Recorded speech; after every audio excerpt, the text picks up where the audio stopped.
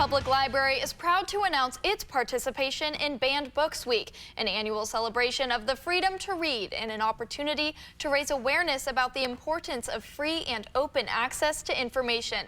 This year's theme, Let Freedom Read, will be celebrated across the country and right here in the Bluegrass. Welcome back to the show.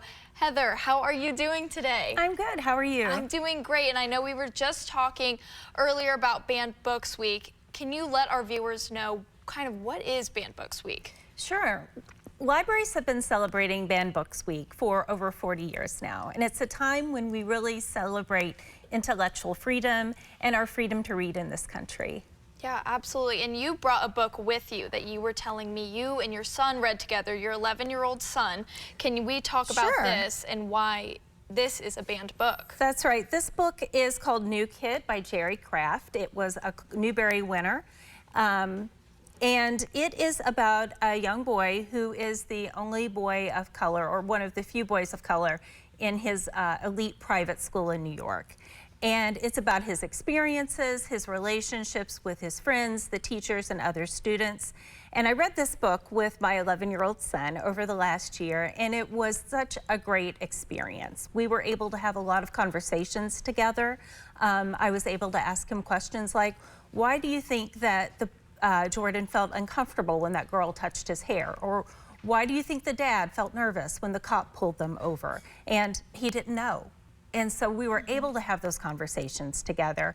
I was able to watch him grow in empathy and maturity, and it was great to see that. This is a book that has been challenged in libraries across the country. So if this book had been removed from a library collection, we might not have been able to have that experience. And it's something that I would hate for any families in our community to not have that opportunity. Yeah, absolutely. It's an experience all children should have, is that knowledge and that awareness, absolutely. And so you and your team do a great job of keeping this subject front of the mind throughout the year. So what can others do to help spread the word and become advocates?